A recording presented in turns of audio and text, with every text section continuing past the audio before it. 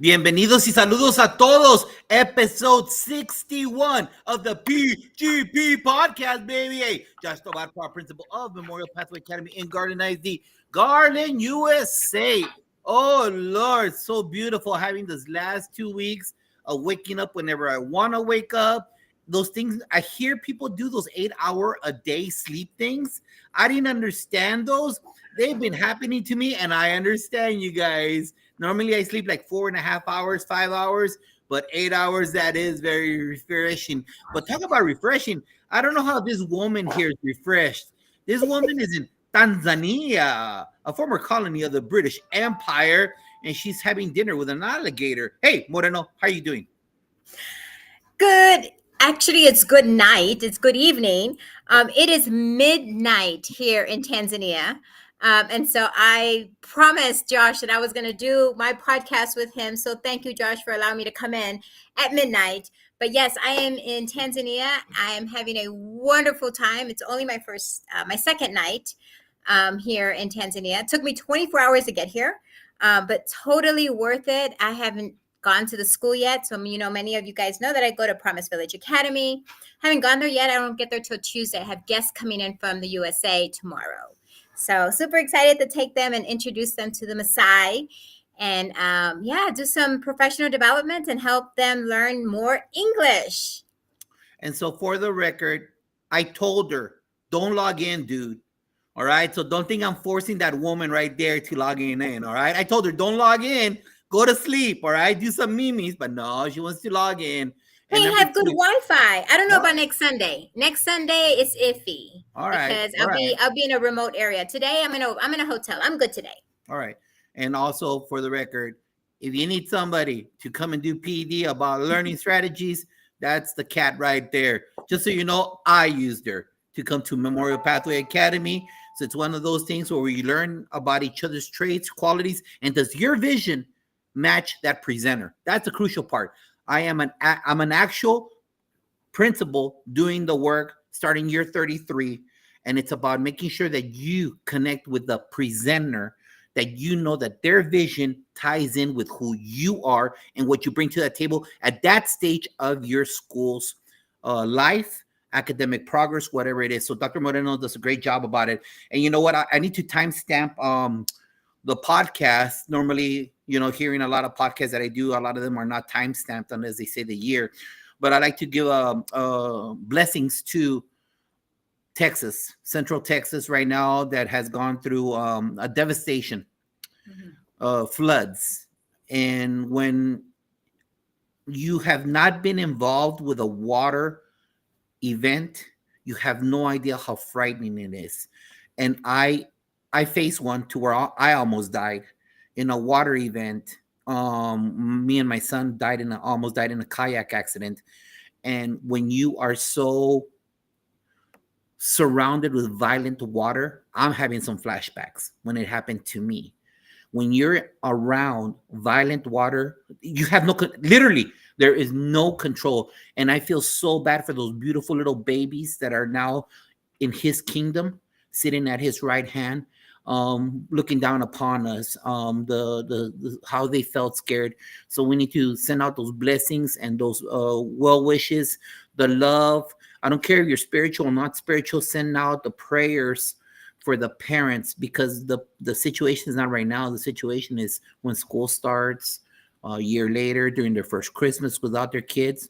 And we have to be real. That's the thing about this podcast. The podcast is that us as educators, we have to face this. And now the first day of school, all those kids are going to have that empty chair, and it's going to be a ripple effect.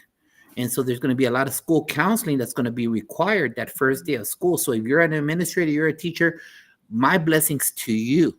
My blessings to those administrators who are preparing for that gap that's going to exist on the first day, because you know what? Those beautiful little angels had friends, and they're learning about them not longer being there. So there's a big ripple effect. And let's not forget that ripple effect also, hey, California, my understanding, there's only been 4 houses built since the fire. Out of those hundreds upon hundreds, where are those babies?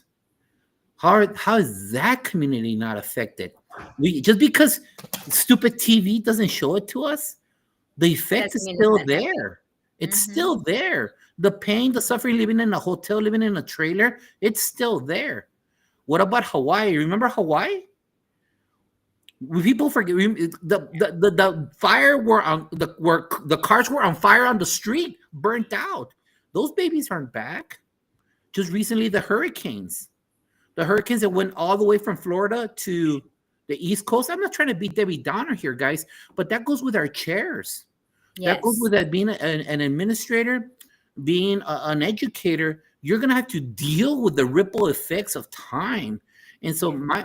for me to you, as this lonely little school in North Texas, I wish you the best that it can be during this sad time. But know that a lot of millions of people are praying for you, and the best that we can give you right now. And put out there anything that you might need, so that we make sure that we provide you with that comfort that you can lead. And the best thing that we can do right now, as one big education family, is sending you our love and our prayers. Moreno. Josh, I'm totally with you. I didn't know much. I was on transit. I'm here in Tanzania, so all of this was happening, and I really didn't. I knew about the weather. I didn't realize the devastation that went with it.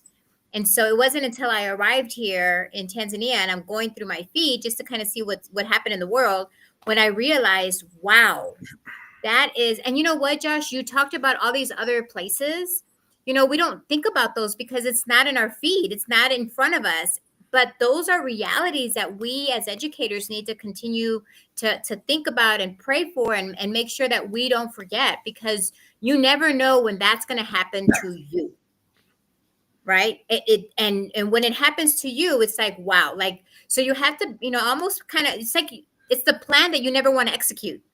Right. It's the plan, but you have to plan for those things and make sure that, you have a strategy, you have a plan for this. But, Josh, thank you for bringing this up, because you're right. We need to pray for our folks over in Kerrville, Texas, and making sure that they get the support that they need. And they still haven't finished finding everybody. No. Right. There's still a lot of people that are still, and I was talking to some people that are with me here from Texas, and they know people that were involved in that. And one of them, they just shared with me that they can't find her daughter.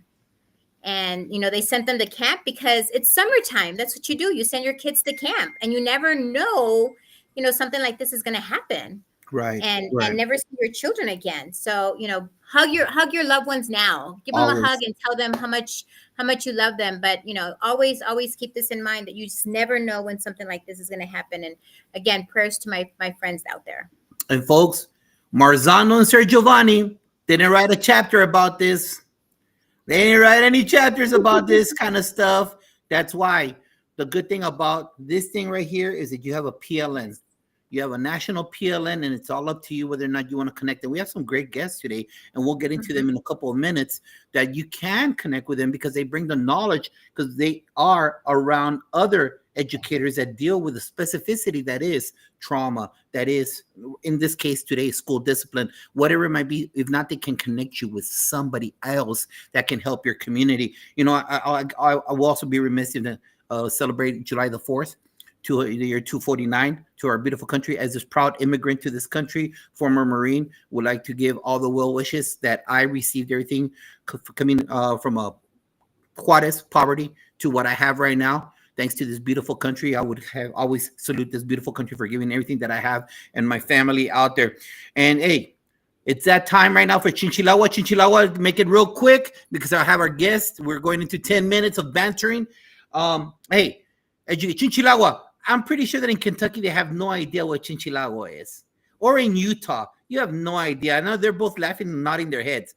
It's a Mexican game where all the family in those big fiestas, we Mexicans line up, all right? And we yell, Chinchilagua y arriba, boy. And we yell, and we jump on top of each other and jump on top of each other. We're like stacking frogs.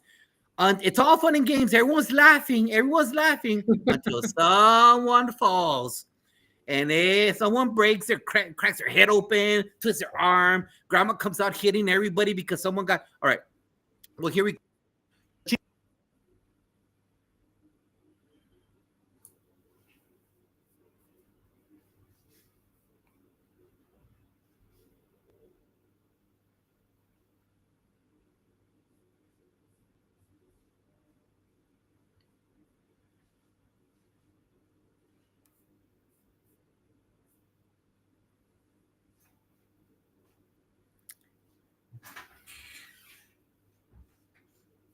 We can't hear you.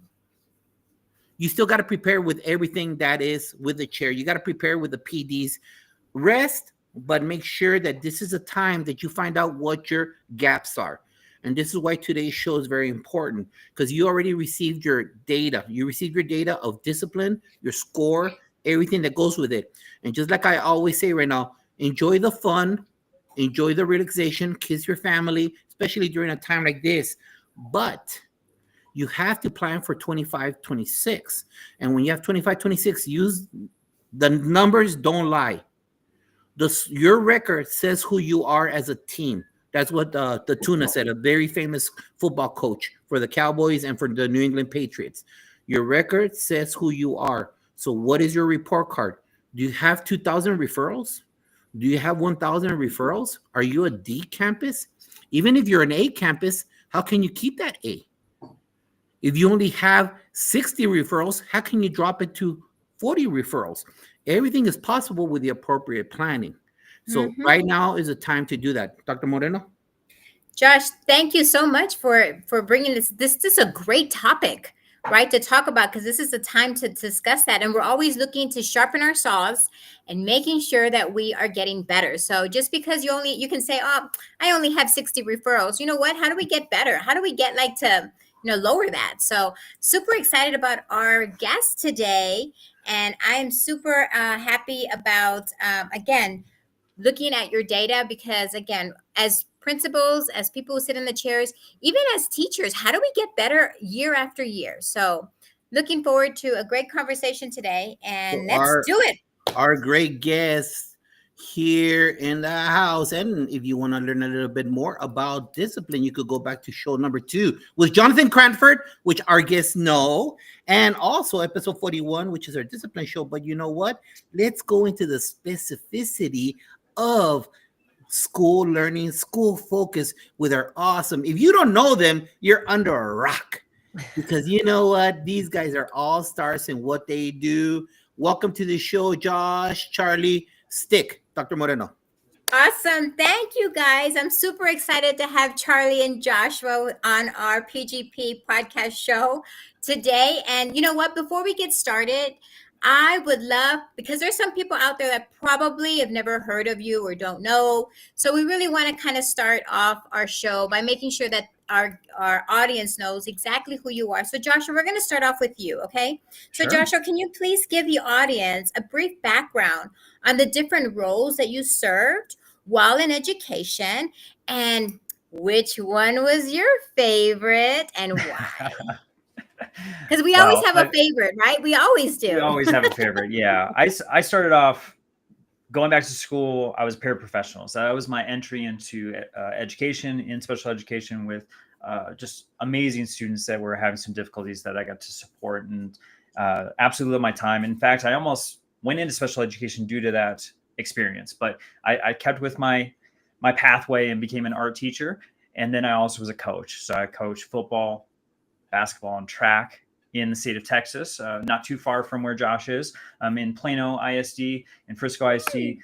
So got to go from a teacher to a dean of students, did that for a year, and then went into the AP role and was an assistant principal for almost a decade in those 2 districts, both in Plano and Frisco. So now I'm in Colorado Springs as an educational consultant, have the wonderful opportunity to be an author, podcaster, speaker. So I'm doing a lot of different things and have a true pleasure and honor to work with my co-author, co-podcaster, co-everything, Charlie Pack.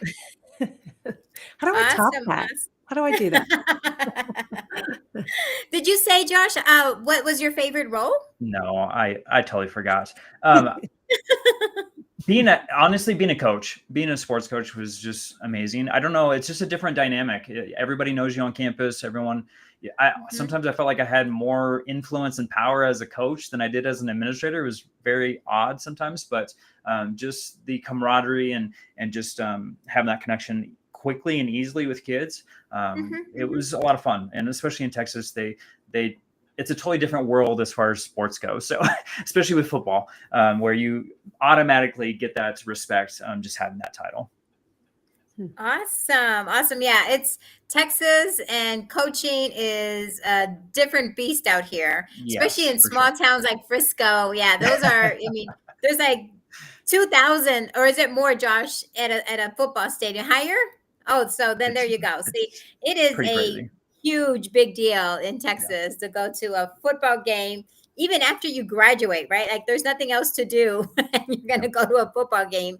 So that's pretty cool. Well, thank you, Joshua, for sharing your background with us. Charlie, how about you? What is your background, the different roles, and which one was your favorite? Well, as you all are talking about football and hearing Josh earlier talk about the stats and your record and how that affects you, well, I'm a Bengals fan, and that heartache. Oh, It brought up heartache. So I'm processing that. I've been in education for over 20 years, and I ended up teaching high school for 18 years. And I got to teach about mental health, well-being, social change, and all of those things. And what I loved doing there is I took on some leadership stuff, but I was going the principal route, and I decided, you know what? I need to learn more about what's going on with our kids. Why are they struggling so much with all of these adults surrounding them who care about them? So long story short, got a degree and a Master of Social Work degree so I can understand structurally what was going on, yeah. and landed in a clinical therapist position. I've worked in hospital setting, residential setting, and now I get to work a couple days a week with kids and their families as a clinical therapist, school-based. So I'm in it. But I do have a business in which I get to consult and train and speak. And so my favorite has to be the keynotes. Being a keynote speaker to me means that I get to give a message of hope. And that starts all of it. Like that gets the ball rolling. That's what I love the most. Although, gosh, it's hard to say. Like, I really love working with those kids. It's just so neat to see them have success. And it's very important to have, I mean, I remember when I was a school principal, social work is just one of those positions that are really, they kind of like, it's not necessary, but it really is necessary, right? Because Yeah. that is where, I mean, if we don't make sure we take care of our mental health for our kids, I mean, they can't even learn. Like they're just all over the place. So super excited that you're still in the work. And still working with kids. And I'm super excited to hear about our messaging and our strategies and how do we support our educators who are out there, because guess what? School's going to start again. And if they're not going to address behavior and making sure that our kids are welcome in the classroom and we feel like that we're supporting them, then it doesn't matter what we do as far as teaching them content, because it's not going to get through. So super excited about our conversation today. Big shout out to Miguel Castillo, future guest, our EB show number 2. Thank you for being here. Dodd McKeever Jeter, thank you for doing the call out to all of the Fantastic Four. If you all don't know, this is the anchor show of 4 podcasts. We've got Coach Hurt at 10 o'clock on Saturdays. We got Tammy Shika, my sister, is here from South Carolina. Shika Houston, eating that sea moss. Eating that seam. And then after that, Principal Cafele. And we are the anchor of the Fantastic Four podcast here tonight. Shika, welcome for being here. Constance Sherrard, I need to reach out to you for our trauma show in a couple of weeks. Let me see, make sure I got everybody. Because you know what? You could be doing something else on a Sunday and you're here, and I really value your time. Because you know what? Thank you for making sure that we have that growing PLN, especially part of the Fantastic Four. Dr. Michael Harvey from New Zealand, our past guest in the house, but he's in ISTE, ASCD right now. But thank you for being here, talking about all the things. And I'm sorry that your school did get flooded in New Zealand. I'm sorry, my brother. So a big shout out to all our guests tonight, and I'll be calling them out throughout the show. Hey, you know what? Before we go into that, and it's true what Mari said, because sometimes I mention, well, Jimmy Casas, and they're like, who's that? There's new educators. Us old, old people, we're cycling out. Hey, 3 decades are 3 decades, all right? 3 decades, yeah. And you learn people, but then you take it for granted. All the alt certs, we always talk about alt certs, Mari, on our show. And they're coming in without the foundation of who a Charlie Peck is, who Darren Peppard is, who is Kip Schubert is, all these individuals that are in the edusphere. So a question to you, Charlie. Who or what inspired you, ma'am, to become an educator? It has to be Mrs. Croth, of course, my high school teacher, who I didn't know it at the time, but the relationship I had with her and how she pushed me and challenged me in my my worst class, which was geometry, that actually inspired me later. So it was Mrs. Croth for sure. There you go. Josh.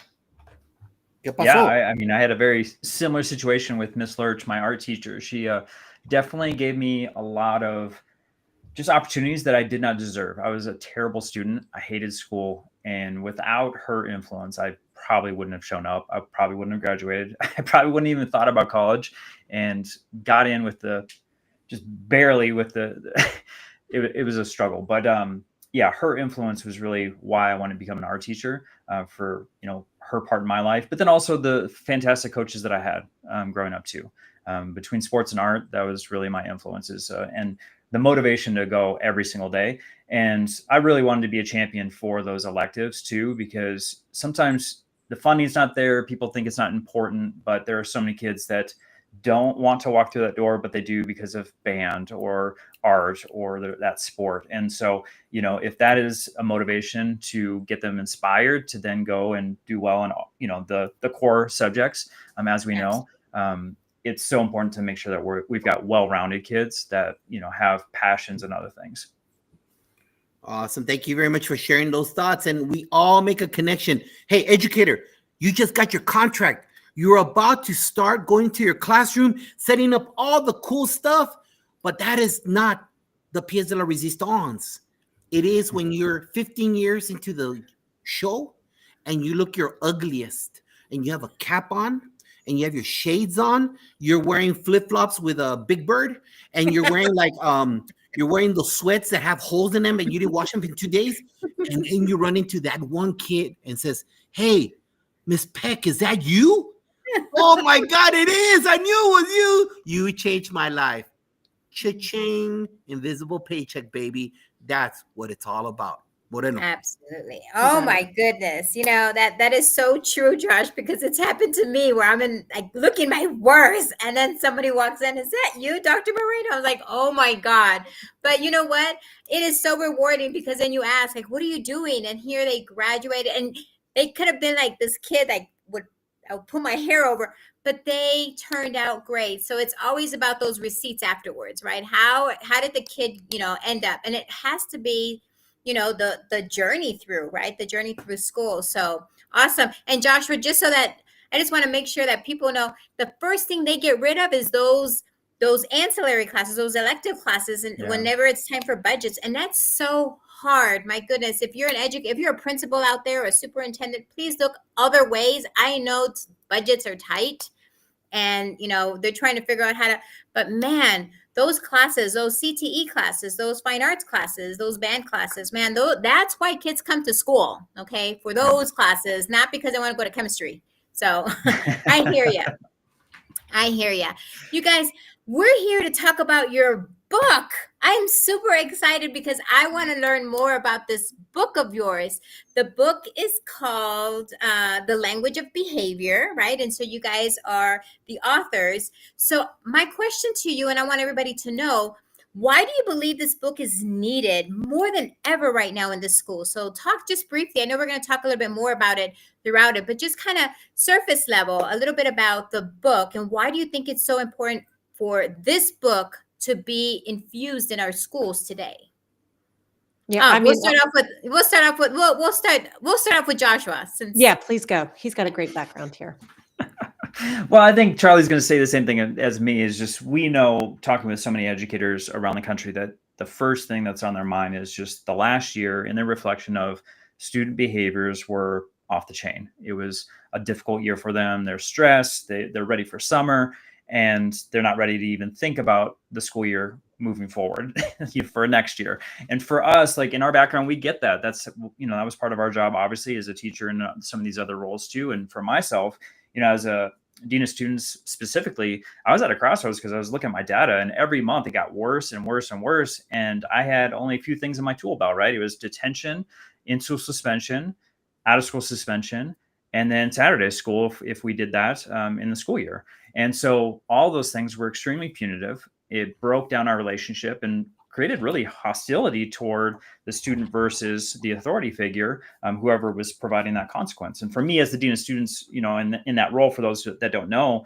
that you have all of the discipline for myself. It was 1,200 kids in a middle school, and so it was like, for me, I just felt like I was smashing my head against the wall every day and not getting any result that was positive, and I felt like a complete failure. And I remember the specific day I was sitting in my car and I almost didn't walk into the school because I was just like, I'm done. Like, this is ridiculous. Like, either we're going to make some changes or I'm going to quit, because this is just ridiculous. Right. So what happened was, and for my story specifically, and why I was so passionate about this book and this project, was that I started to become a foster parent with my wife and did that for 13 years. But as a foster parent, well, specifically in Texas, like, you go through a ton of training. And so the training that I was going through, it was just profound. It was a different look and way of working with students that had trauma in their life, either, through utero or through, exterior circumstances. But the behaviors that we were talking about in that training was the exact same types of behaviors that I was seeing on the campus. But the way that they were working with the students was completely different. And it was one where it was working with the student versus working versus the student. And for me, I was like, okay, well, I want to lean into this. And so I came back to my admin staff and I said, look, either we do something different or I'm out. Like, I put it on the table. This is how I'm feeling. We need to do something. And thankfully they agreed, because they saw the data. And that was something we were talking about earlier is, if you're looking at the data and you're realizing, okay, we need to change something, it's obvious, right? And so that's what a lot of this book is talking about. And that's kind of where my passion came from, was my experience as an administrator and the frustrations that came with that. Yeah. I mean, you talked about, like what you were using, like, is the in-school suspension, out-of-school suspension. And you're right. If you do the same thing over and over and over again, like, your data is not going to change, right? Because you're just doing the same type of, and it's right. You're right. It's punitive. So that's really interesting how you use the strategies to be a foster parent. And let me tell you, being a foster parent is tough, right? Because those kids have endured lots of trauma. So I'm sure there's lots of excellent training that they provide parents to be. So kudos to you to kind of parallel that with, what's going on in school, and then writing a book about it, because that, I mean, not everybody gets a chance to go through foster parenting classes, right? So taking that and then using that to kind of support our educators out there who are experiencing the same types of behavior and doing something about it. So kudos to you. I'm super excited. Charlie, do you have anything else to add? Like, what inspired you? Like, what inspired you to work with this guy right here? Well, how can I not? Honestly, that's the whole thing. It's like his ideas, and on a professional level, is also like just so deepened when he talks about his family and his experience with his kids, and the love and care he has for all kids. And that is just, it's so compelling to me.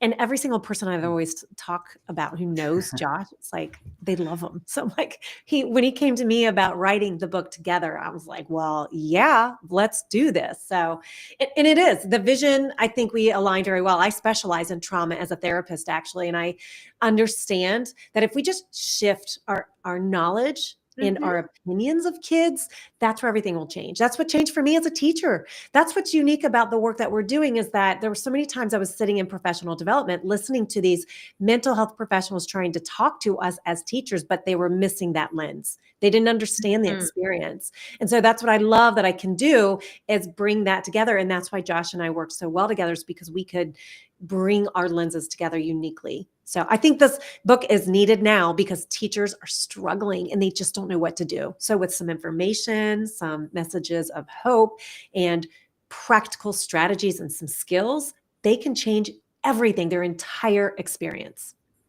It is a game changer, and I'm sure you'll talk about it as we go through, but, it's about building that connection, building that relationship, that trust, right? And you're absolutely right. Our teachers need that, because that's one of the reasons why many of them are leaving the profession. It's like, this is crazy and this is so hard. So I'm super excited. Maybe we can kind of latch on to more educators, if they can just have some kind of support and handle on their kids so that they're not necessarily kind of getting frustrated and doing something that works. And you guys have proven facts, your data is showing, right, Joshua? Yes. The data is showing, that doing these strategies is going to improve your classroom and your school. So super excited. We're going to learn more about that. Right, Josh? Yes, ma'am. And a big shout out to Melissa Jones Jr. from Tulsa, Oklahoma. Thank you for being here on the show. And yes, Constance, with the MTSS interventions that are required. Miguel also mentioned here real quick. Yep, they need to be more informed. And, this is why we have these shows. And then you have this cat right here below me. He has, over 200 shows on his podcast. I keep on mentioning it nonstop. This is free PD for everybody, guys.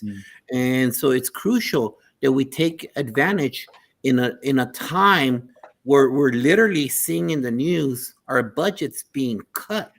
Yes. And now it's going to take like 7 donations of plasma before we could even get a pen or a pencil approved by our finance department. And that's okay because we have free PD nonstop. That's a beautiful thing about technology nowadays.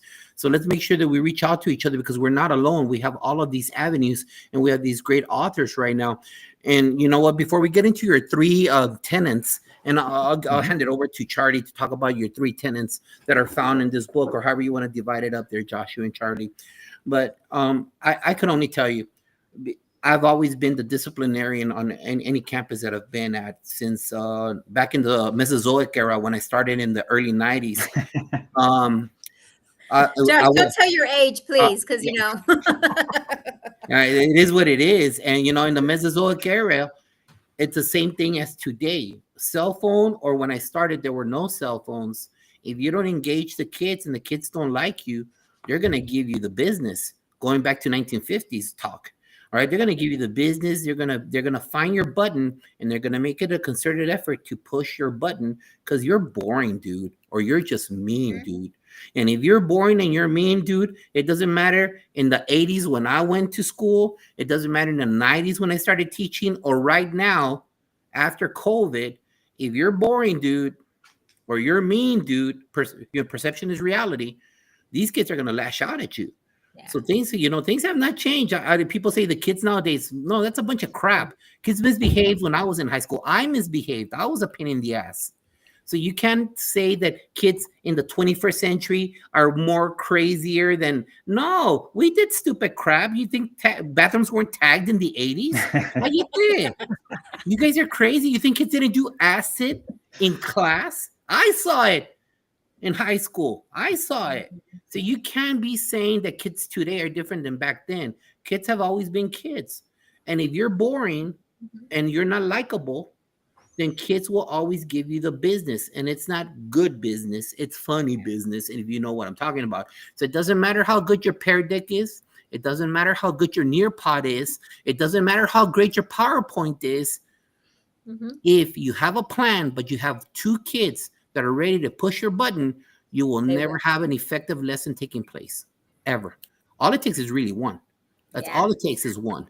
So let's break it down. We have tons of outserts. Josh, like you said, you wanted to take off because you know what? You are sick and tired of being sick and tired. All right. Now think about these outsert people that were working for Citicorp. They were working for insert your organization, right?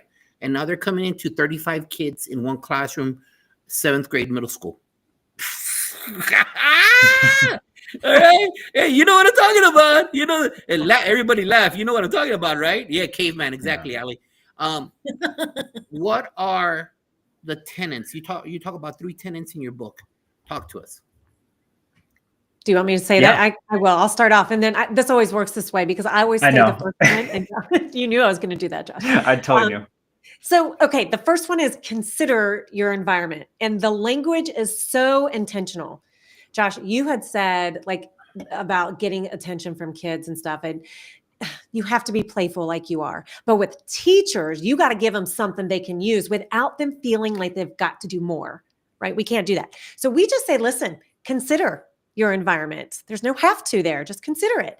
And so we created a couple of tools. We like to do that because it's got to be practical and tangible, something you can take away and utilize immediately. And so we have the relationship inventory and we have the environment inventory. And so when we consider our environment, this is very tangible. You can say, okay, well, let's look at all the sensory things that might be occurring to create that behavior. And you're right, it goes back to that one kid. It just takes the one kid.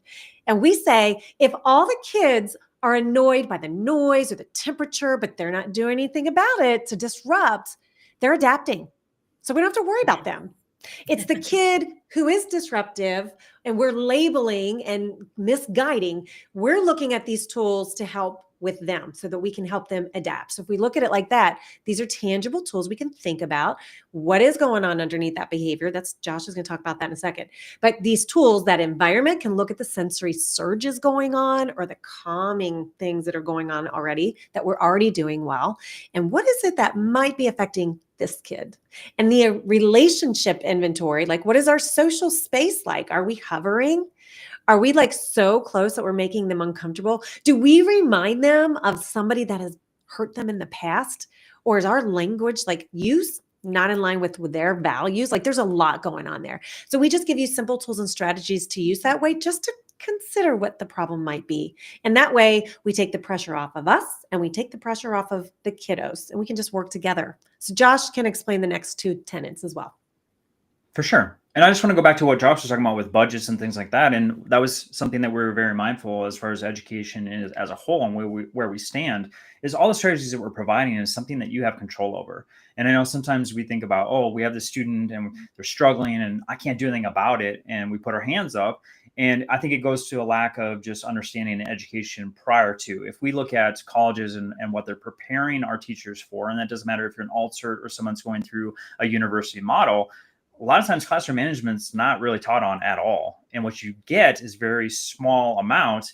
And it's a what lesson. Josh was talking about. Yeah, right. You're learning through your experience. You are getting thrown in the deep end and you're either going to swim or you're going to sink. Right. And so unfortunately, that's the case where we're having to think about it as, okay, this is something that I'm going to be the best version of myself in the classroom with classroom management at year 5 versus year 1. And so that's why we want to make sure that this resource is in hands immediately for anyone. And it doesn't matter if you're a 30-year vet or, someone that's in the classroom for the very first time. So exploring the breakdown is really looking at, okay, we've got a student and we all know this as educators, right? We've got a kid that's got glossy eyes. They're non-responsive. They're stiff as a board. Their hands are clenched. I can go on, right, as far as the nonverbals and what that looks like. And for a lot of teachers, and I've experienced this as an administrator and witnessed this, is that they continue to try to recorrect, or they're trying to teach them the correct behavior, or they're trying to figure out what's going on. And the student is not even there. They're on fight, flight, freeze mode. They're gone, right? And so trying to teach, okay, there's a breakdown here. What does that look like? And that's really what that tenet's all about, is trying to decode behind the behavior, right? And so really breaking it down as far as what that looks like, as far as the brain, but then also what is the brain doing and what are we witnessing as educators? The last piece, which is responding intentionally, is we all know kids are going to screw up. They're going to have misbehaviors. It doesn't matter who they are because they're learning how to become responsible adults. Yeah. And that's what we're trying to prepare them. And yes, math, science, English, all those are important, right? But we're also building the person.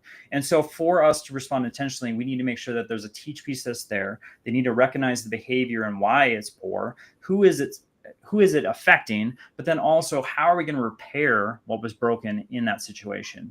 And those are some key pieces that are missing, especially if you're looking at a traditional model where we're just sending them into a room at ISS, and we just believe that magically they're going to, produce these skills that they're going to then go back into the educational environment. They're going to have a wonderful relationship with that teacher that sent them out, and then they're going to repair the harm with everyone involved in that situation. And as we know, if that's not guided by an adult, those things aren't going to occur. Ain't gonna happen. Nope. Yeah, it is. It builds confidence. Like if you have skills and you have that knowledge base, you build confidence. And so you can be trustworthy and create that stability in your classroom. Yeah. And you know what? And all that is so true. And let me just piggyback from the admin point of view. Hey, assistant principal, you just got hired, and you're starting your new contract in July. You're 226. That's what we call it in Texas. Hey, real quick. If a teacher sends you a kid to the office, don't send them back that same period. Look at me. Hey, assistant principal, if a teacher sends you a kid for whatever reason, you'll figure it out later. Don't send them back 15 minutes later. If the substitute sends you 2-3 kids, don't send them back, because the rest of your afternoon, Hiroshima. The rest, keep them there, find out, and then establish your pattern of behavior. Is it the kid or is it the adult? And then you take your different avenues at that point off. But if you want to lose street cred the first week of school, if they send you a kiddo and you send them back in 15 minutes, you just, the teacher lounge, you have just become glorified in the teacher's lounge, baby. You just have become, are you not entertained? You just became Maximus, because they will be speaking your name forever. Because you went back I remember. with a lollipop.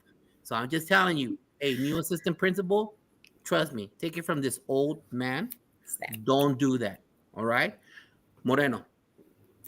Guys, before we go on to the next question, I want to make sure that everybody out there likes and shares this podcast, because let me tell you, there is some good knowledge right here. This is facts. This is street cred, talking about two great people who wrote a book. And if we don't like and share, then the algorithm is not going to get picked up and more people won't see it. So we gotta, if you're looking at it now, like and share it, and tell your other friends to like and share it too, because we want to make sure that these people know what they're talking about. Trust me, I worked with refugee and immigrant children for 20 years. And what they're talking about, I mean, I'm getting goosebumps, because I'm like, they're speaking my language, right? Because it's so true. Repairing the harm is huge, and we don't do that. You suspend a kid, they get in a fight, you suspend them, and then you come back and they think they're not going to fight anymore. No, it's revenge. I'm going to get you back because you got me this black eye. And no one talks about what's the problem. So I'm super excited. I love the repairing the harm. I love what Josh just talked about, sending them back to class. Oh my God. I'm just laughing because that happens. It happens. And so please, please, please, this is amazing stuff. So please, please, please like and share this podcast so other people can get to see and learn from these two amazing authors. Guys, let's go on to our next question. And you guys talked a little bit about it. So I'm gonna start off with Charlie, because you are actually still in the work, right? Mm-hmm. You're in there. You can probably tell me a story what happened last week, right? Well, maybe not, because we're still in school, but or we're in holidays right now. But you know, I often hear educators say, I've tried everything. I've done this. I've done that. I've given a popcorn. I've given a lollipop. I've tried to establish a relationship, whatever that means, right? So people just say and becoming friends with them or setting up really, and it's not really genuine sometimes. So it doesn't really kind of come across that way, but in their mind, they're trying, right? So you hear over and over, I've tried everything and this isn't working. So Charlie, tell me a little bit about, like, how does this book, right? How is the language of behavior provide strategies that go beyond what people may assume they're doing already? So if you can just give maybe one or two examples of what those strategies, and then Joshua, you can either piggyback on that or give me a couple of other strategies. So Charlie, we'll start off with you. Yeah. Well, as I hear you talk, I still carry a caseload over the summer because some of those kiddos are really struggling and they need more support. And some of them are anticipating the transition to middle school or high school. And they're like, oh my gosh, don't know what to do. So there's trauma, right? Doesn't have a timeline. And so, okay.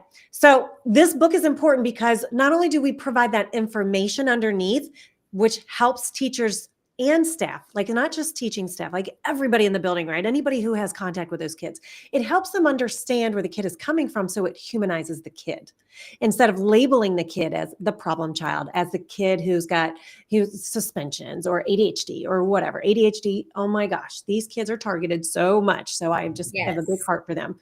And there's so much going on.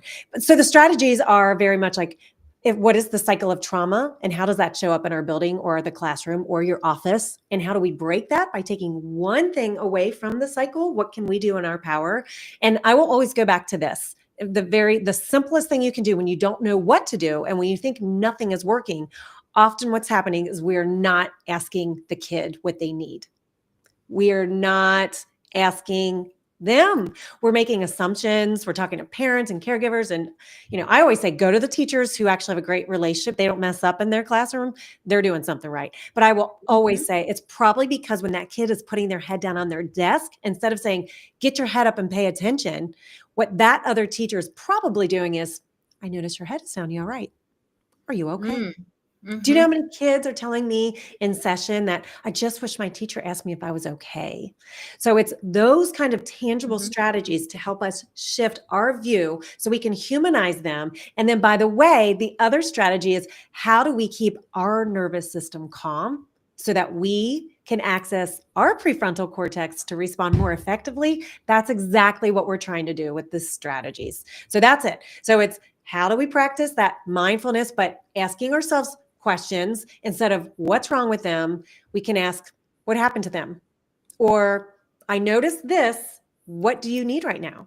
How can I support you? And then being able to ask ourselves that.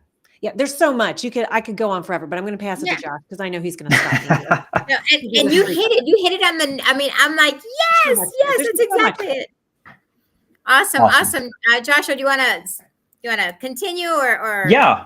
I want to just flip it a different lens, right? And this is why Charlie and I work so well, is because, obviously she's got that social work perspective and then I've got this admin look. We came to our teachers and we asked them specifically, what are your barriers? What's something that you need? And of course, time was the issue for them. I have 30 kids in my class. I don't have time for the low level infractions to do anything with them. So I'm just going to send them out because they're either disruptive or disrespectful, right? If you look at any campus and you look at the referral process, those are typically the highest level. The most referred is disrespect and disruption. And so for us, we're trying to figure out, okay, how can we cut down on the lack of time in class? And so what we did was we really just kind of scoured. We had a relationship action team, and we could talk about that more later. But what that team did was they were looking for strategies that we could implement on the campus and try out. Well, someone found something, and just like Josh was talking about, right? We need to find our PLC. We need to find folks that are going to help us. We're going to beg, borrow, and steal as educators to find what's going to work for our campus. What we found was a push-in model.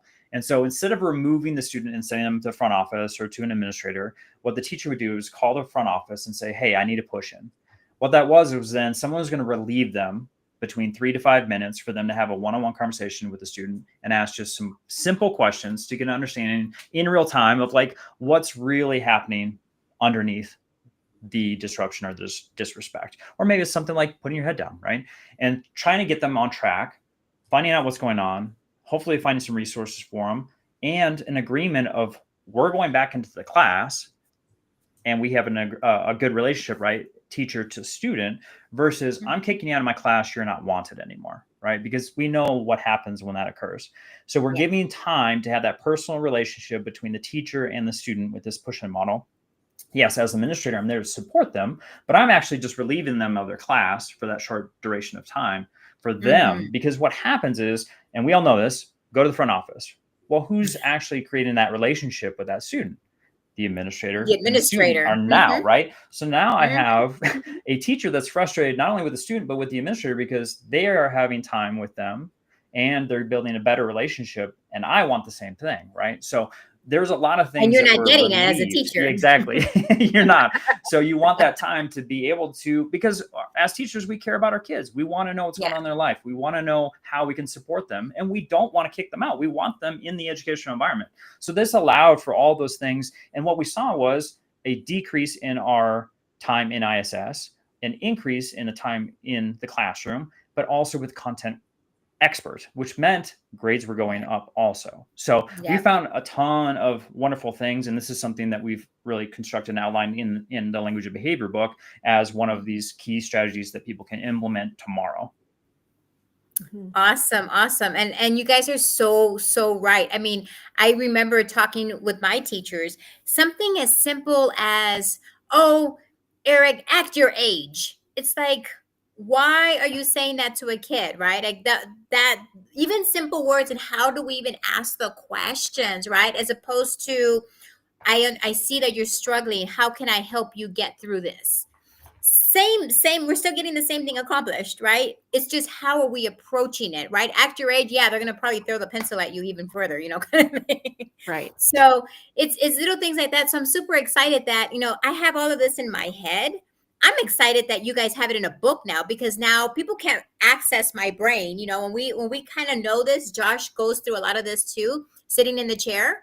But the fact that someone like you guys, experts, to put this in a book so that others can access it is amazing. So kudos to you guys. Thank you so much, because I'm telling you, I as a person who has experienced this as well, you guys have the street cred. I'm excited because you guys are speaking my language, and I know this works. I know it does. So awesome.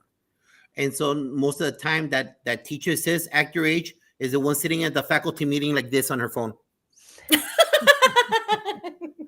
Call me a liar. Call me a liar. Hey, new assistant principal, you just got hired? Come here. When they send you a kid and they're waiting for you, make sure that you have structures so that the kids are not misbehaving outside of your office. Because the office is the first face parents in central office see. Yes. So if you got 3 or 4 kids who got kicked out of class and are waiting for you, and you have no process to maintain structure, carrying structure, then it's on you. Yeah. So start thinking about that right now as you're drinking your piña colada. Hey, one more thing.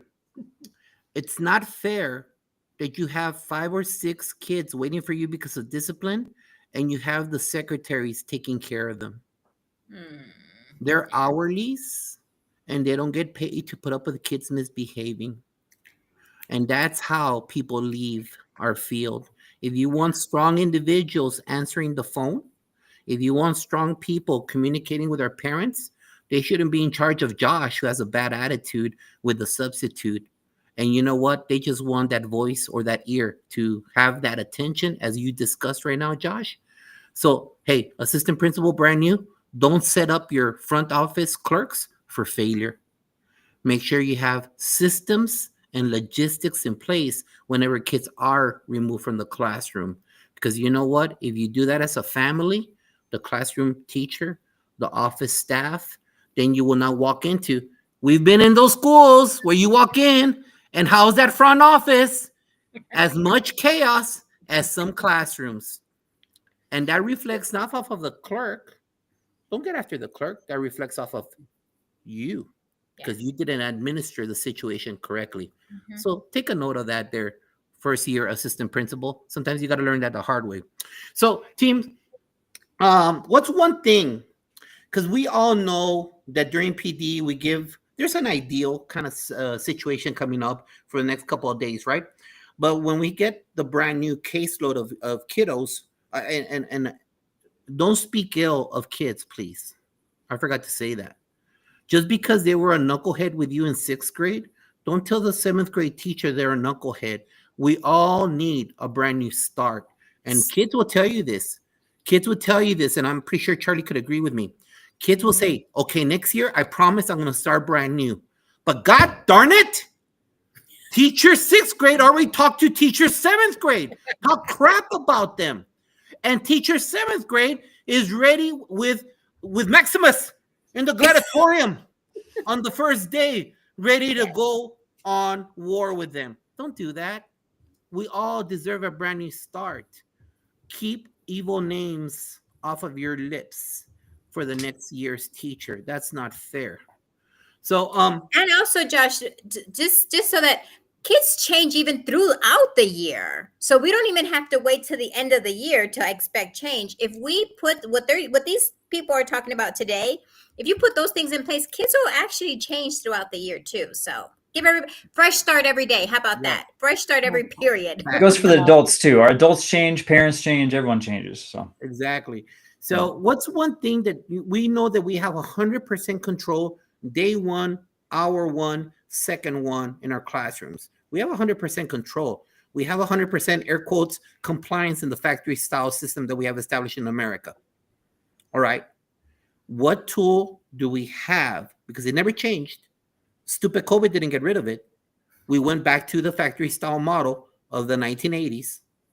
So, my question to you is this: what's one strategy that can be used the first day that will help make a difference in a team member's classroom? Either one of you. Yeah, I'll go, Josh, unless you have something you want to share. No, go for Okay. it. It's so easy for me. And I learned over time how important this was. And by the way, the comments are awesome. Like so many people have such great ideas and thoughts. Imagine your class as a bunch of nervous systems. And so we get to shift the energy of those nervous systems, whether we want them to be all jazzed up or if we want to keep a calm kind of nervous system going on in the room. And then notice the ones that are a little bit more jittery than others and just know, because once you learn that, the strategy is you get to shift the energy in that space that you get to control. You control the space. You can't control the kid. You can control the energy of the space. And the way you do that is what I use is called rapid resets. Sometimes brain energizers, but I like this is way more intentional. If you see those two kids talking and you know that that one's going to get really silly, then you can just do like, okay, everybody, let's get your thumb up, point to your finger or point your finger at your thumb. Let's do a rapid reset, finger thumb.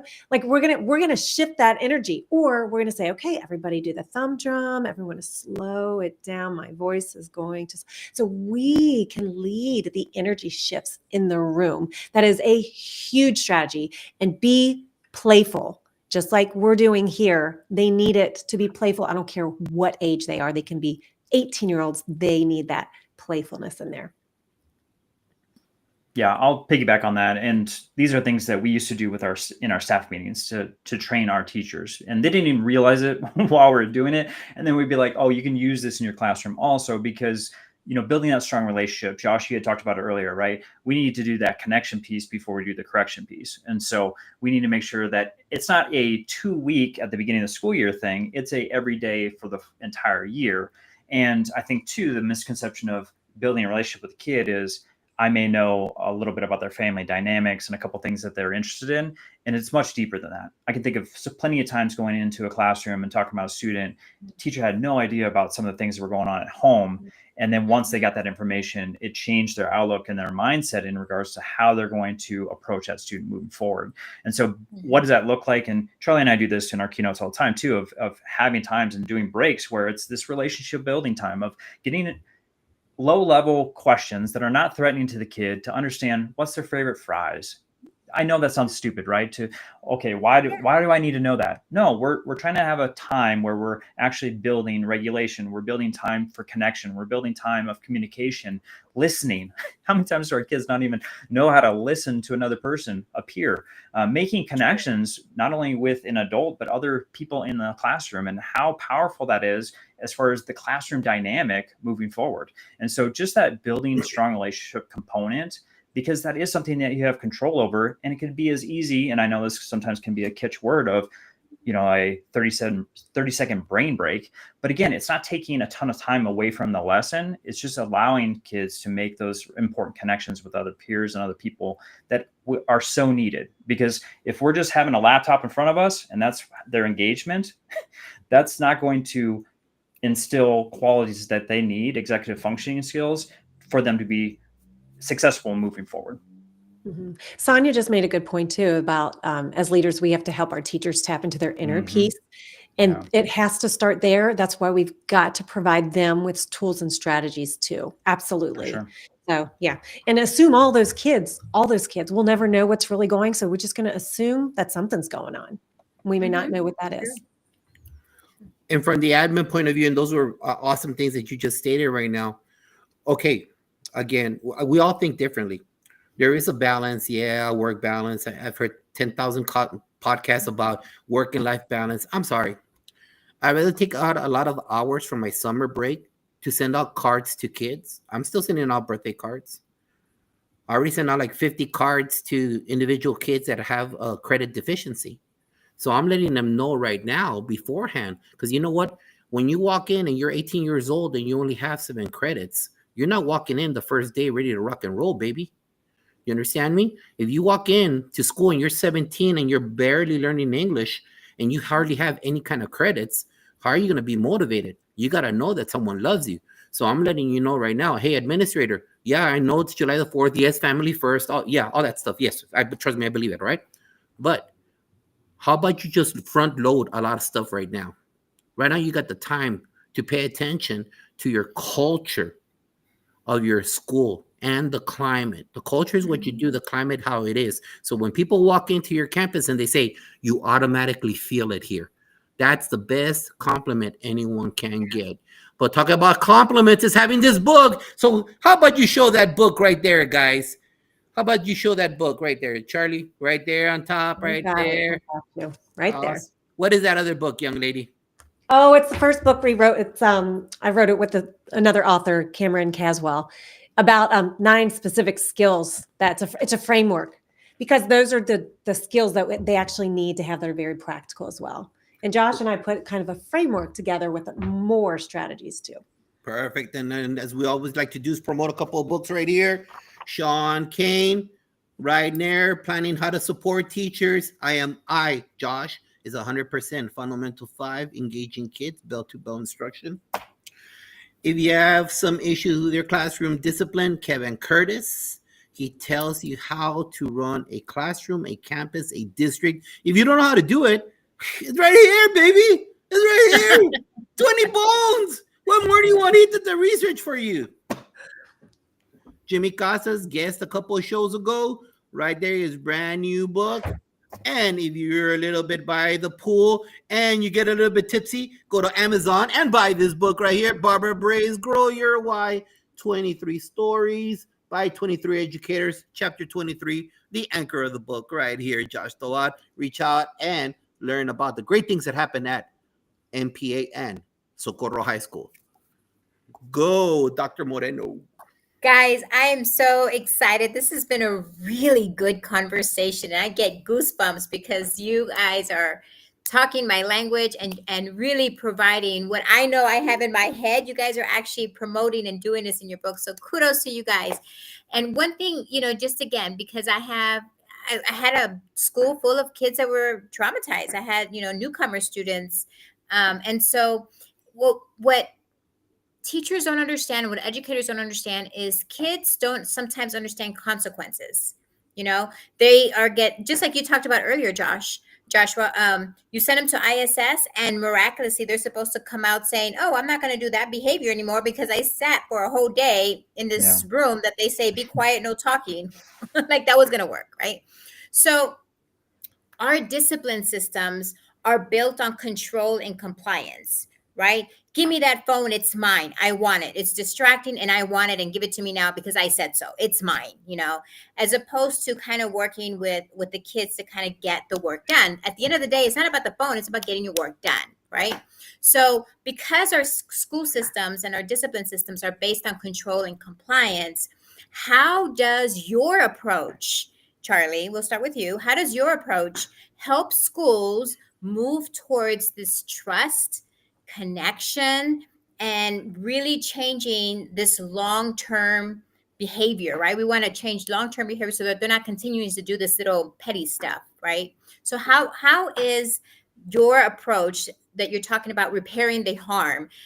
I don't think people really understand the phrase repairing the harm. So kind of break that up a little bit for our audience, so that they understand, and how do these strategies really kind of work on this trust, connection, and long-term behavior? Yeah, and I know Josh will do really well with the restorative practice piece. That's restoring harm. It's essentially when you've hurt somebody, how are you going to make that relationship better? And he's amazing at that stuff. I'll let him do that. But it's also about the communication piece. So if I'm coming into this as, okay, I'm thinking about as a teacher, what did I need? What did I need so much? Well, I needed to be supported.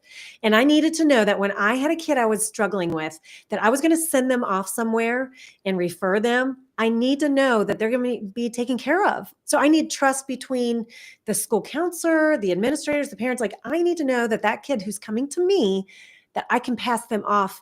So we need a sound system. We need a stronger communication piece. And oftentimes when Josh and I start consultations or whole year plans, one of the first things that we end up doing, we didn't think we needed to do, is strengthen the protocol for student referrals and strengthen that communication system. So then we know the kid is supported, then we know they're getting what they need. And it's not just on me, the teacher, and it's not just on me as the parent, or me, the kid, or me, the school counselor. It's we're all doing this thing together. So that's looking at the protocol and strengthening that in the communication. And then but when we equip teachers in this as a part of the mental health team, which is essential, they become better informants. And so we wrap our arms around the kids in a way that we feel confident in doing. So Josh will talk about the restorative practice piece because he's great at that. Well, thank you. And I totally agree. And one of the other things too is just like verbiage and communication, like what things mean. Because like even a simple word that we just assume everyone has is the same of consequences. What does that look like? And that's not, that is not the same. And that's something that has been pretty eye-opening as we're doing this work, is even that simple term has to be defined, and we have to have an agreement, all parties involved, of what that word means. And so for us, it was looking at, when we're responding intentionally, making sure that the consequence is related to the action. And I think that's where there's a disconnect with our kids, is that they are, okay, I don't understand why I'm in trouble. A lot of times that's the case. And I don't understand who it really hurts, because, it's really all about me, right? And their ego and their brain is not fully developed. And so it's that teach piece of understanding of like who it really hurt, who it affected, and that ripple effect, and how important in the future, when they're a part of that same situation, that they have the skills necessary to do something different. Because that's the thing, is that if you see a repeat offender, obviously something's not clicking, or something wasn't taught. They don't have the skills moving forward. And so that's on the school at the teacher or administrator level, whoever's dealing with that issue. And so what is it that we're putting in place? And so for myself, it was always trying to relate something that was the consequence to the action. And I know it sometimes takes more time.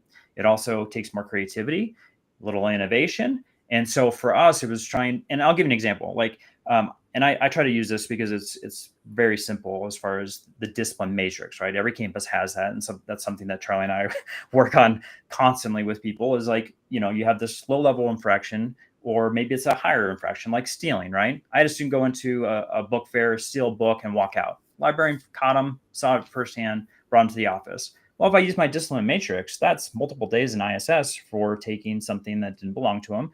And that child would have been out of the school environment and gone back into class, on that third day. Well, what would have happened was that there was a broken relationship with the librarian who caught him. There was no skills improved, and probably would have stolen again because he wanted clout with his friends. And so, there's a lot of breakdowns there. Well, instead, we had a conversation with the librarian, myself, and the student. Eventually we brought mom in also, but we were trying to get underneath the behavior. Why did you steal it? Well, it wasn't because the child didn't have money. It was because he was showing out for his friends, right? And so he wanted to look cool. So, okay, well, what are some appropriate ways to do the exact same thing when you're in that situation in the future? Who did it affect, right? It affected the librarian, her funds, and the students that are trying to learn and read and get enjoyment from the book fair, which would get more books in the future, right? So what are we going to do about it? Well, I could have easily thrown my ISS. That's easy for me. It's easy for everyone involved, right? But no, we're going to be creative. We're going to sit down. We're going to try and figure out how are we going to repair what was harmed, right? So you harmed the library, you harmed the librarian. What are you going to do about it? And so he was a part of that process, and thankfully was, responsible enough in that moment to say, okay, well, I guess I can come in before school for 2 weeks, and I can be like a helper to make sure that other kids don't steal, and be a part of the book fair to make it be successful. Mom agreed to that. And actually mom was more on board with that because that made sense to her. Shoving her kid in ISS for 8 hours a day didn't make any sense because it wasn't related to what was occurring with the behavior. So what was the end all, right? Was that the thing was that stealing went down because he was helping and putting protocols in place for the book fair. He actually had a better relationship with that librarian, where after his consequence, he actually went into the library and helped shelve books in the future because of the relationship that was built between the librarian and him. And then also he didn't steal. He didn't have another infraction moving forward. So he learned through the behavior. He learned why it shouldn't have happened in the first place and the skills needed to then have that clout with his friends, but not doing it in a negative way, but doing it in a positive way. And then we also had support with the parent. You know, kids don't understand. We have to help them reflect For sure. through that negative behavior, through what they're doing, to help them understand, because they don't understand it either. I mean, these kids there's just so much going on with them that we as educators, I get it. We got to teach them math, the science, the social, we got to do all of that. But we also have to teach them the behavior we want them to exhibit, which is what you just described. But I think someone, Sonia, Dr. Sonia Matthew, she asked if there's protocol examples in the book. Is there? The So I was question, reading Josh? Charlie's message here. What did you say? Yeah. The question that Dr. Matthew did you see it? You put it up Yes, there. there are protocols examples. Yes. So that was That's the what third it is. tenet. Yeah. The third tenet, responding intentionally. That's a whole section specifically for what we're talking about today. Yeah. Perfect. And there's lots of examples in the book. Yes. There are, For but sure. I think, and I was just writing, that's why I was hesitating, because I wanted to address that very specific question, because I had said that we work with teams on purpose to strengthen that protocol, that process. And so that comes from a resource I can provide, but this one is not exactly in the book. It's a whole packet. It's a protocol packet so that we can identify whether it's your communication system for that or something different. But it's to look at that system specifically. It's a protocol packet. So if anybody would like to have a consult, and I absolutely will walk them through it and give them that as a free resource, I'm absolutely happy to do that, or they can email me. Dr. Matthew, did you hear that? So stay tuned towards the end. We're going to have, how are we going to contact these two cats right here? So stand by, and you'll get all the information as far as how to reach out to them so you can get this awesome resource. Thank you, guys. Appreciate it. Stick. So, hey, new teacher. I've been getting after the administrators. Hey, when you send me Josh, not this cat, when you send me Josh for misbehaving, yeah, I might not do anything to him or her. Yeah, I might, you know what? I might even give him takis. I might spend an hour and a half talking to Josh, because you know what? Josh has been fighting the system since third grade. You're nothing to him or her. They've been fighting assistant principal since elementary, since the time that they got put up against the wall and during PE, or their rug time was taken away, or they were supposed to be the leader to walk down to the lunchroom, but because they talked, you took that away. they were not allowed to be the leader. And they've been fighting the system. And just like Charlie said, you turn kids around by putting credit in their credit card. You got to invest time with them. And you know what? You might be that person that for the first time actually sat down and listened to some of their profanity, listen to some of the raunchiness that they have in them. And after you get past that nonsense, which is hurt people, then you start connecting with a kid and you start making investments. And then I can guarantee you that kid does not want to disappoint either you or the assistant principal or principal, because you've invested in that kid the time to connect with the kid, because kids don't care how much you know until they know how much you care. And it's crucial that you take that time. And yeah, you know what? Once you give him to me, don't complain what I do. Hey, teacher that's 25 years in the system, you send me a kid, you send him to me. You send her to me. It's none of your business. You said you didn't want to deal with them. I will deal with them my way, at my time, using my strategies to make sure that that kid does not misbehave again with you or comes back to me. So don't complain how I do it, as long as it gets done. Now, if I suck and they keep on misbehaving with you and with me, then I should go become a bus driver. But let me tell you, other than that, the second you send a kid to me, that's my job.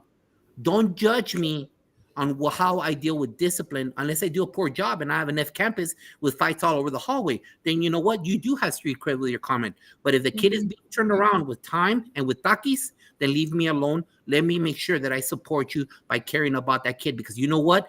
he or she has been fighting the system since the Mhm. PE coach put him against the wall in elementary.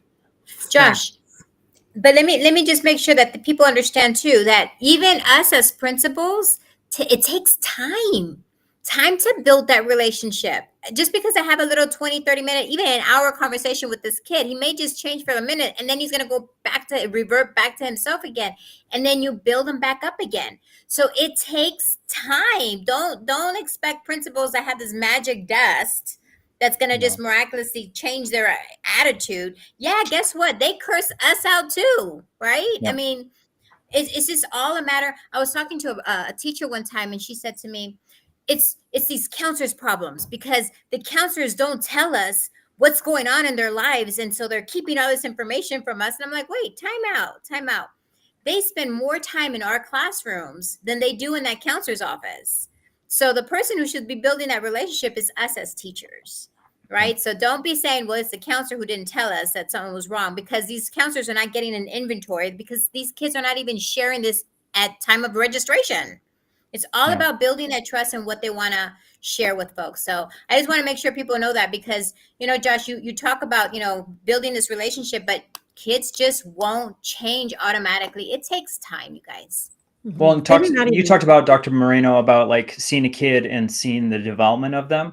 And I think that's the Mhm. frustrating part as far as educators is we don't see the impact that we make until we see them 10, 15 years down the road when we see the adult that they've turned into. And I just want to tell everyone that it may not seem like you're making a difference, but you are. And unfortunately, sometimes we don't see that ever. And, there's kids that we never see again after they leave our classroom, leave our campus, moving on to But the the next stage impact of is life. there, though.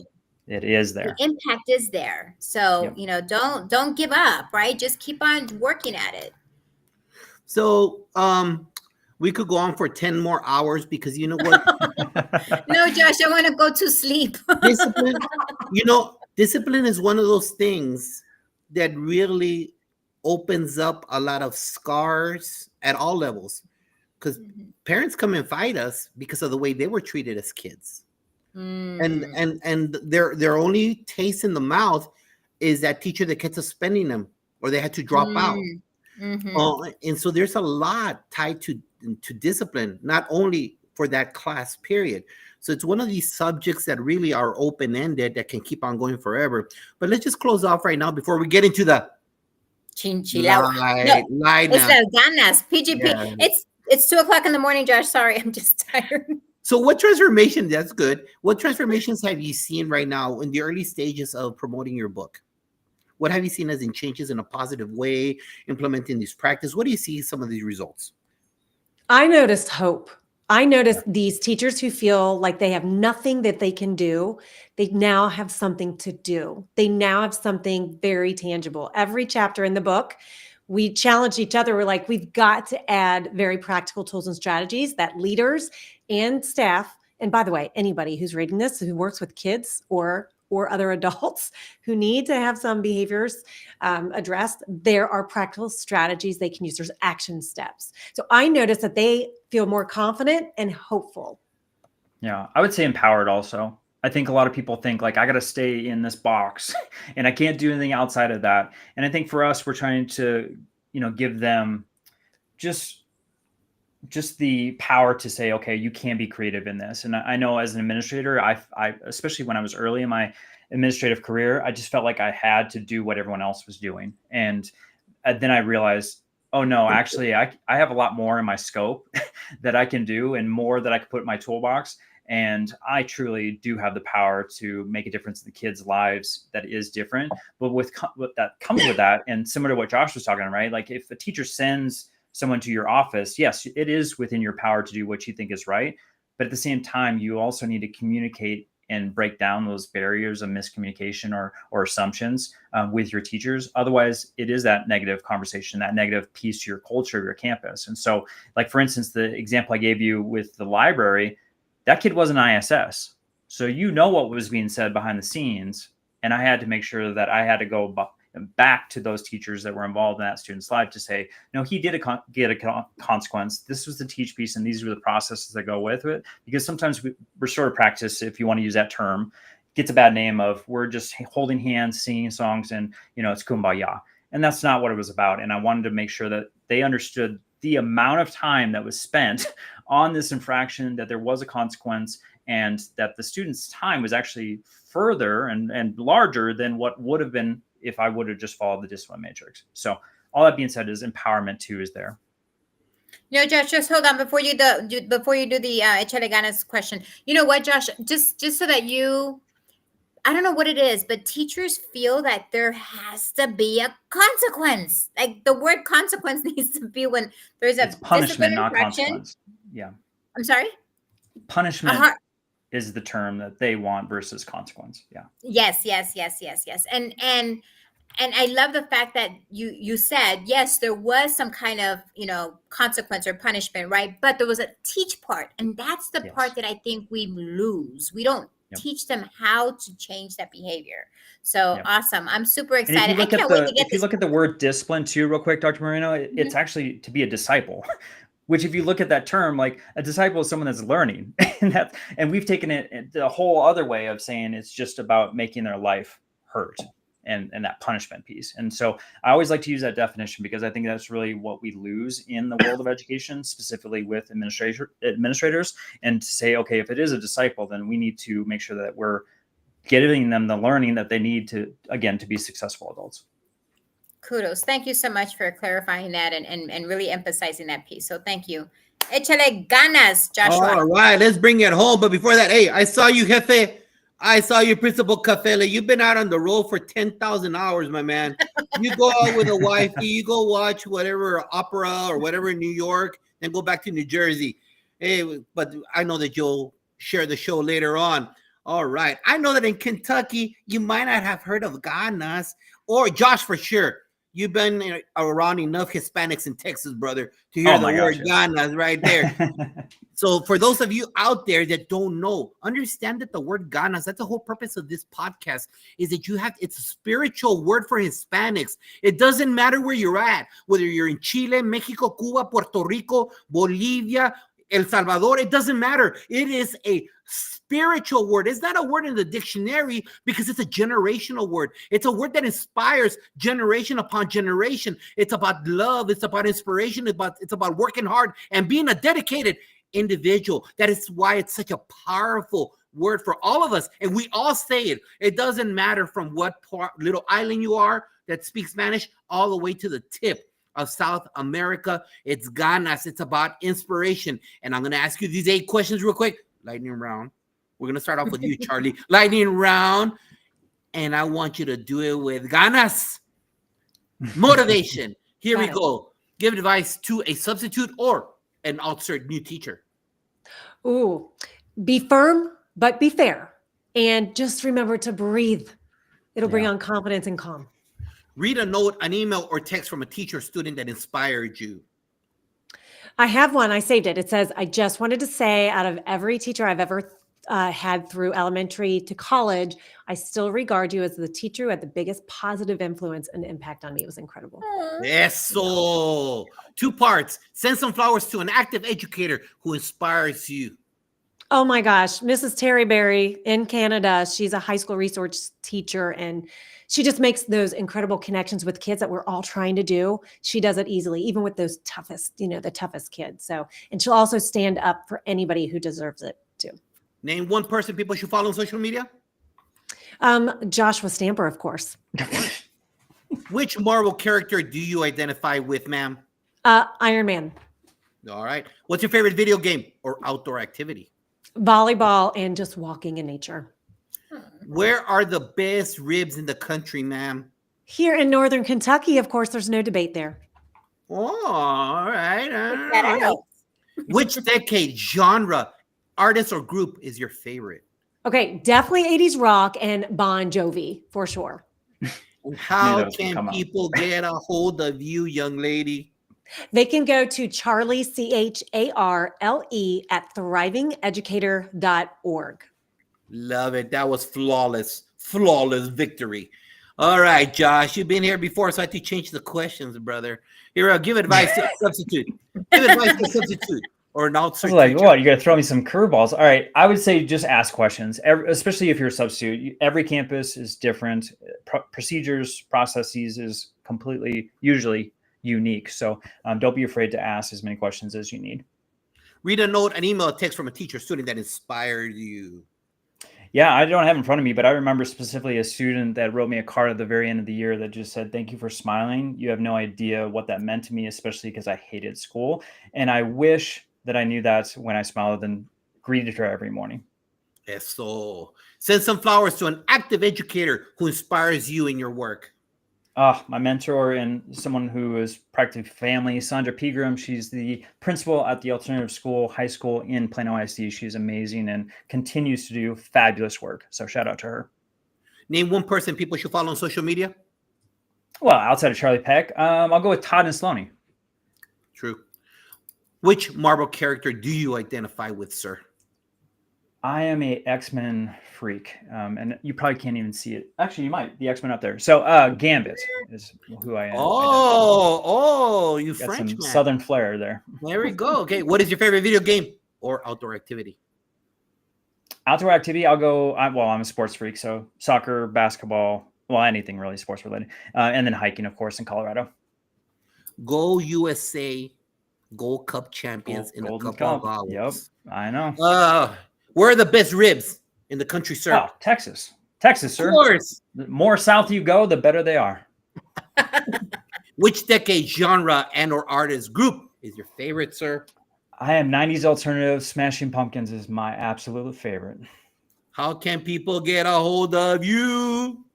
Yeah, Joshua at joshstamper.com is my email, or if you're on social media, Joshua_Stamper. Tell them about your podcast. Yes, Aspire to Lead. I've got over 300 episodes. I think I'm at 341 for the interviews. So going strong for 8 years. So you can find that. The Language of Behavior, we have our own podcast. We're only 32 episodes in. So you can check that out. And I just, of course, because I have so much time on my hands, started a new podcast with 3 other educators. You've probably seen it on social media, Vibe EDU Podcast, which is on YouTube and Spotify now. And tell them about your logo business. Well, I've had the honor of working with this fabulous podcast and so many others, but yeah, Aspire Media is something that I've created, and I do a bunch of different things as far as design work, web, graphic, podcast editing, podcast coaching. I do it all. So yeah, like I said, I have just so much time on my hands. I get to toy around with some other ideas too. You see, and that's the whole purpose of this show. And sometimes in our field, it's kind of bad because when people boast, and I'm using this in just the concept of it, other educators are like crabs. They bring you down. They speak. No, we need to learn from each other. And sometimes you're like, I wonder who does this. This is the platform, his platform. We learn from each other because we all have a need. We all have a want of becoming a better version of ourselves.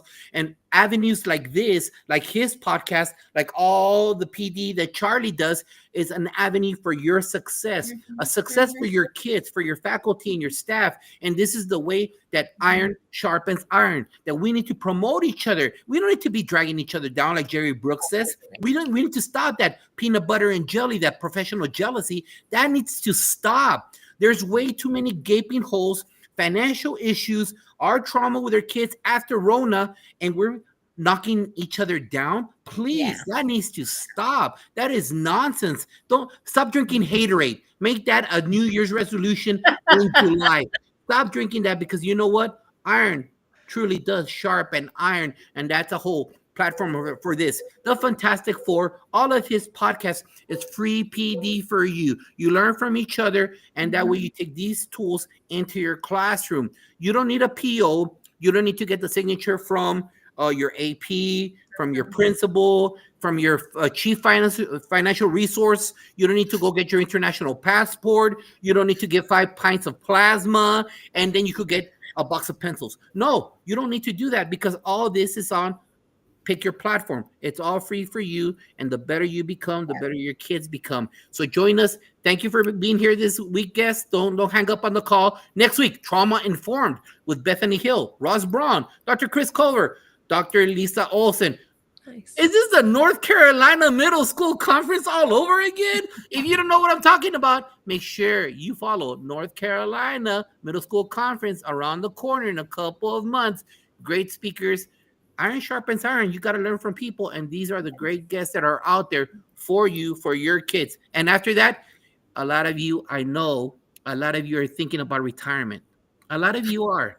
I know you're thinking about that right now. So I'm bringing 5 people that just recently retired in 2 weeks, and they're going to talk to you. What were their thought process? Why did they do it? What's going on? Is it good to retire? Is it not good to retire? What are they seeing as obstacles?